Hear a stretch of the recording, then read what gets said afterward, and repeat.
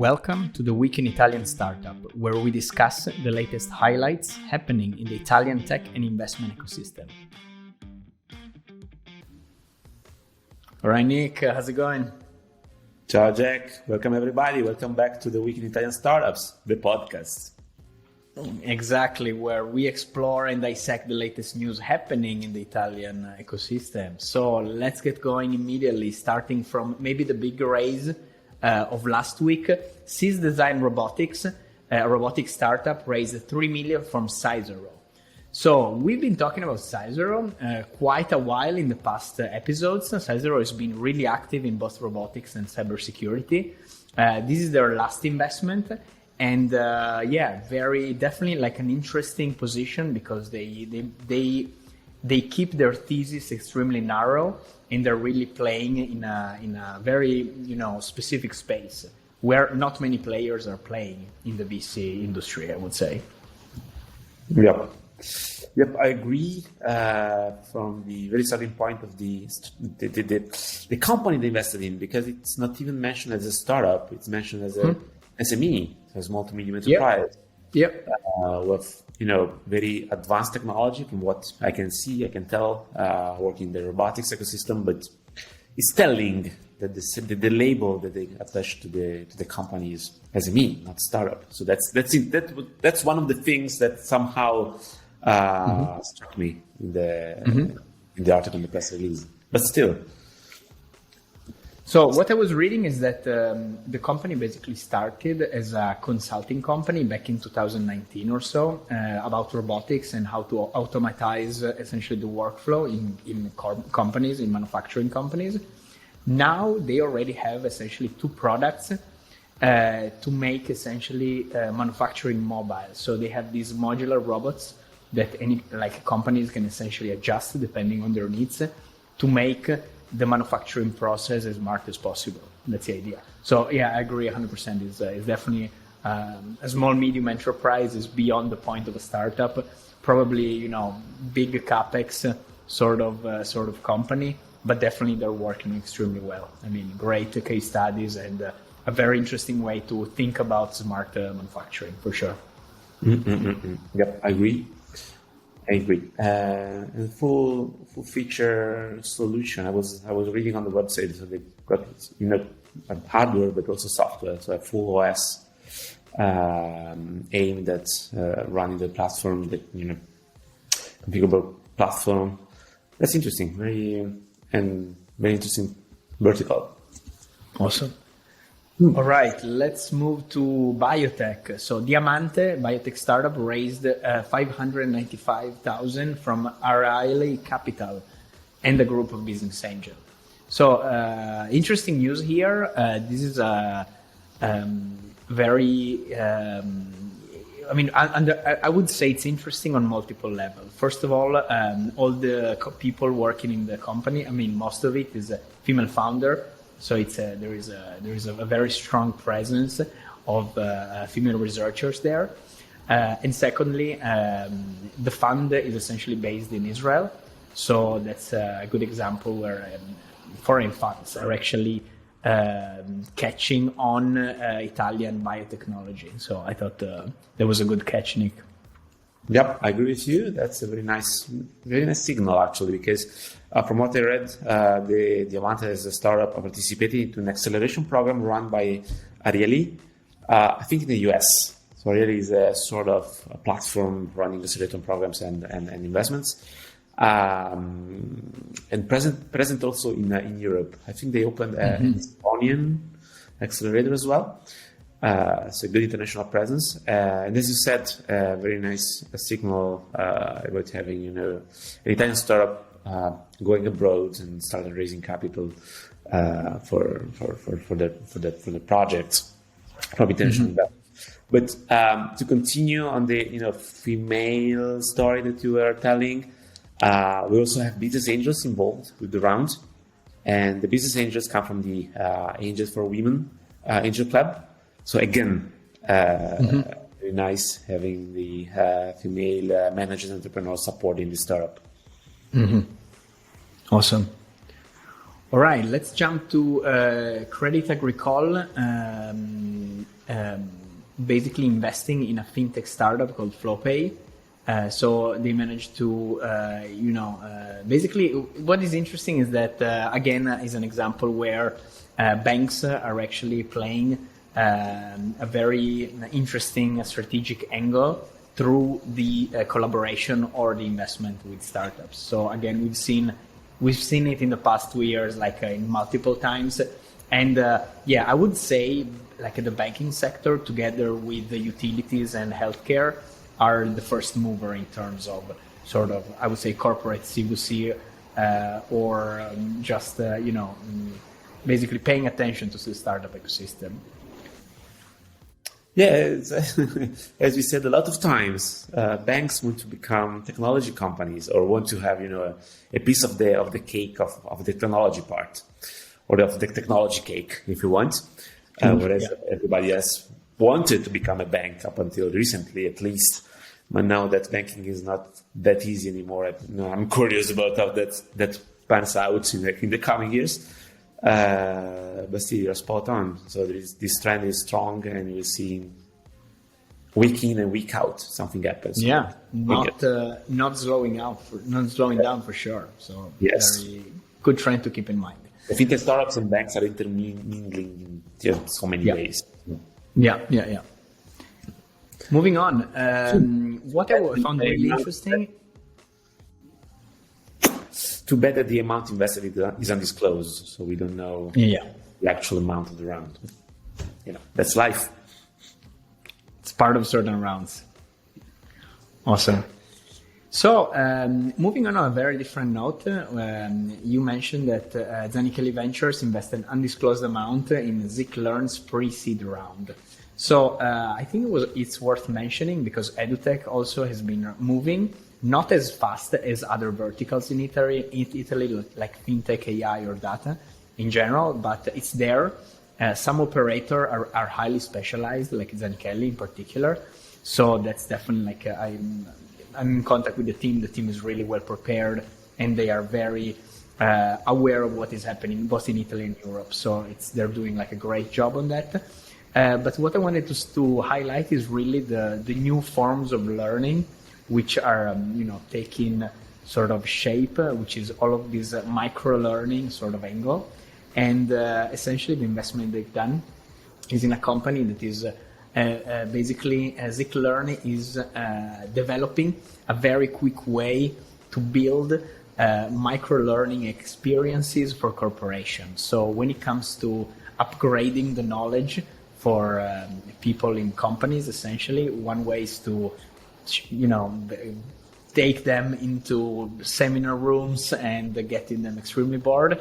But the other solution is really going through these microbytes of content that can actually be extremely efficient to digest. So, here we can discuss about the pros and cons and whether this thing is just fashion or it's gonna stay, because learning is.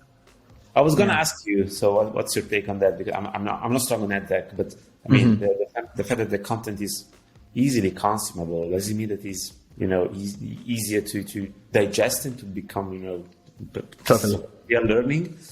Absolutely. It's an open question. I have no idea, so it's not a rhetorical question. But so I think that when it comes to, I would say, mnemonic-based learning, when actually you need to incorporate pieces of information which don't require much elaboration or connection with other ideas, micro-learning can fit. It's basically like an evolution of flashcards, if you will. When we were at university, you just need to digest those things no matter what. And if you look into the website, essentially, Zick Learn has been using these kind of tools to basically teach people and make people up to date to what's happening when it comes to safety policies or rules of the company, things that you need to kind of be exposed to, but you don't want to read through a full list. But you kind of have to know what's going on. So I don't think complex learning like math theorems or any kind of like more networked knowledge would pass through micro learning. I don't think it's the right tool. but certain kind of knowledge can actually, be interestingly integrated into this kind of tools. So yeah, that's my take. Yeah. Nice, very interesting. No, thank you, that was very... It's interesting. I mean, learning is changing, and no, it is. And honestly, with everything that's happening, is going to be even more powerful, like we talked about many times, from the AI to our new chat, friends, AI chat friends, which are also going to revolutionize the sector. And yeah, we're going to learn differently than we've been learning so far. So micro learning is one step, and talking with an AI can be like another one. So, well, for sure, it's going to be another one. So that's what's going to happen. Yeah. Awesome. All right. Moving on, let's talk about Vedrai. I think here we need to kind of stop a little bit and really talk about Vedrai. We've been talking about Vedrai because it's been essentially on an acquisition spree in the past year. They've been acquiring a few companies and building joint ventures. And the idea is really to build the Italian hub for AI. And what is interesting is that all the companies that they're acquiring, they're highly specialized application of AI. So, how some people say that, back in the 2010s, cloud was the thing. And basically now AI is the new cloud, where essentially everybody's building upon that. So I take this as a proof of it in a way, because, Vedrai is kind of taking in a lot of interesting application, starting from finance, but not only that, chatbots included. And they're definitely doing like a great and precise job. Yeah, well, I agree with you. I think they were taken by storm as well by the emergence of the generative AI's mega platforms. That might be, as many of us have actually. But they started out with a strategy that's becoming clearer and clearer, taking, as you said, very vertical specialized applications, bundle them up, and then going after the SME market. Where probably per single client there is not enough value for the big consulting integration projects and so on and so forth to implement some AI-driven technology. But if you have a portfolio of pre-made solutions that you can bundle up and sell easily because they're pre-built, they're ready for the customer, you can, get value from the deal and offer a viable and quick to deploy service to your customers. So it made great sense. That's awesome. So this is what I'm witnessing from the outside right now.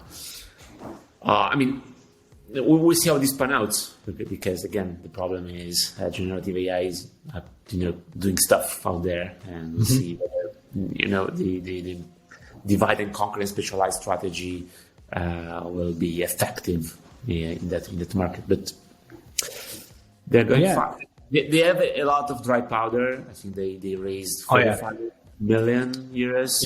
Yep. So that's a very good amount of money, enough to build up a war chest and being able to aggregate and put many interesting products in their portfolio. So totally.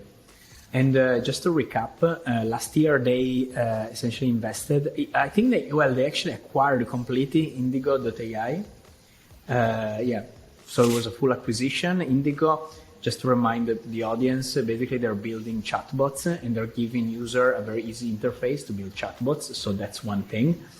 Through, of course, the use of AI. They have done also a joint venture with a company that essentially works on predictive analytics for manufacturing. So essentially you can turn any machinery into a smart machinery and then collect data and get like predictive data. So that's another very interesting take, very far from actually what they've been doing. And finally, we have Premoneo, which is the latest acquisition, which essentially focusing on forecasting, segmentation, and dynamic pricing. So again, like as you say, like a different segment, very interesting tool set that can actually be valuable for many customers. So great strategy for sure. Very interesting. Very, very interesting. Yeah. And they're acquiring, in a sense, at least some portfolios of customers. So there is cross-selling here. Totally. I think that, but when you're seeing these acquisition strategies, there are big players out there that have somehow set the manual, the level to think about constellation software. So they've been doing that for years. So it is interesting to see someone doing that vertically on AI-based solutions to offer to specific market segment. So it's a very nice play in a sense. So, question to you: do you think that thanks to the hype on the AI that we are witnessing right now, all these companies are gonna spike in valuation? Is there gonna be an impact? Like maybe a lagging impact from what's happening overseas up to Italian AI companies? Is it real? That's a very good question. I think that's possible that there will be some hype on the AI and the AI market. I don't know how long will it last because there are different forces here, driving valuations up and down, up and down. So I mean, there are a few memes going around about, the world of investors, that leaving crypto and say, hey, look. That's how it feels. That's totally how it feels. Yeah, exactly. Totally. But I'm not sure that will have a huge impact on valuation. I'm not sure. Again, I'm not sure. There is this the play that Microsoft is playing with OpenAI, with the 10 billion partial acquisition. That's an important number. But still, I'm not sure that will have a very strong impact upwards in valuations in startups. In general, they're doing AI. There might be specific technologies, specific verticals that will have some augmented effect. So some things that were not possible before the LLM took over the market, and some applications of those models might have some inflated. That's not the right word, but just to pass the idea valuations. We'll see. I mean, there are very strong forces in the market pushing valuations down this year. I don't know whether the hype will be strong enough to counter. To offset. Yeah. I don't know. Interesting. Right, Nick, you've been participating to the Ernst Young conference last week, and basically they published the Venture Capital Barometer for 2022 in just explaining and seeing what is going on in Europe in general right now and how it compares with Italy. So we talked about it last episode. Any new takeaways that you bring home from this very interesting report? Yeah, but I was at the event last week, and it was a very nice event. A lot of good vibes about the market, of course, because you are seeing the line going up in a sense, whereas a lot of the rest of Europe and most of Europe is going down. We are winning. So that's true, but not so true, because when you take a look at that chart, the one that I put in the newsletter, you see how far behind we are with respect to the rest of Europe. I mean, the Germany and France, they see twice the number of deals that we are seeing in terms of absolute numbers.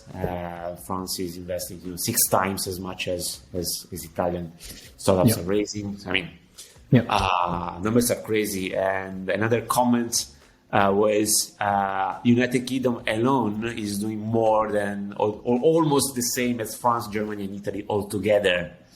Wow.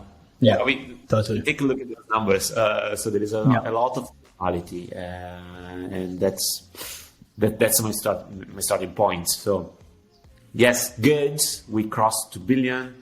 And we will probably see in the next few weeks more reports. One telling about a little less than 2 billion. My take is 1.6, 1.7. You will see someone else is doing 2.1. So there will be numbers floating around, but that's the ballpark. Awesome. And the point is, if you want to reach the French or German levels, you need later stage rounds materializing, because you can't think of doing 10 billion of capital raised at the seed stage. Totally. Well, we're not going to 10,000, 1 million rounds in Italy next year in order to get to the 10 billion mark. So that's not going to work. We need late stage rounds to take place. Interesting.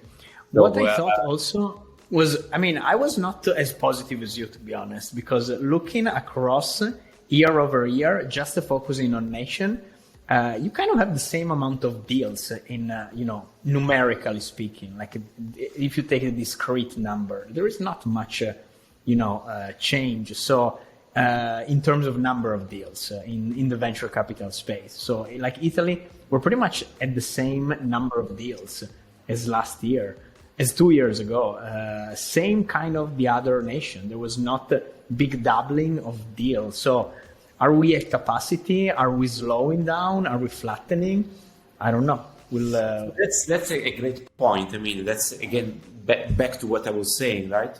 So the current firepower of investors interested in Italy. So most of those numbers that you're seeing are the seed stage startups. So so that's the pyramid with a very broad base, and the current firepower is 250 seed deals a year. You want to have 10 more, 5 more other funds. For each new fund you add, you will get 5 to 10 additional seed stage investments per year. And those deals will, scale up the pyramids. It will take time for these deals to become late stage deals. You will see a few more of them getting to the top and, bumping up the total numbers. But the base of the pyramid is that number.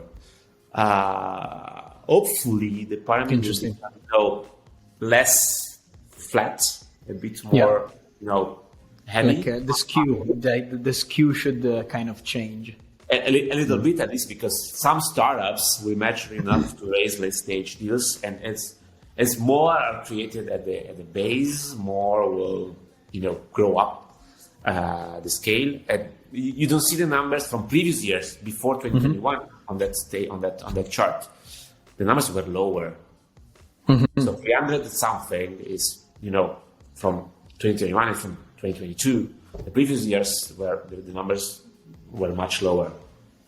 Interesting. So we'll see. But there are several effects taking place here, and the most important right now, I think, that more than broadening the base, we need to prove that the market is working and is pushing good startups up the pyramid. Otherwise, that's a great point. That's a great point. Zero. Yeah. And that's that doesn't work. So we need to push the vertical movements, not the horizontal one. The horizontal one is there. Is the vertical that is missing. CDP is working on the horizontal one. Yeah, exactly. The accelerators, the new funds creation, a lot of funds at the early stage. So the bottom part of the pyramid, but then the bottom part of the pyramid must produce quality startups, quality scale-ups that will climb the pyramid and being able to raise the huge amount of money that are rounds that take place on the international level. The point is not we don't have late-stage investors. It is that the great scale-up rounds are international rounds by definition, not just the Italian ones. Across Europe.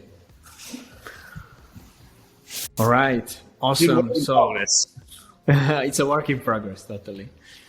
Good, Nick. So last mention, which I thought it was very cool, is Enrico Pandian launching his own angel network called the Catalisi. It's basically a group of angel operators, or operator angel, as he calls him. Very interesting because he's been launching his own startup studio, which is really working extremely well so far.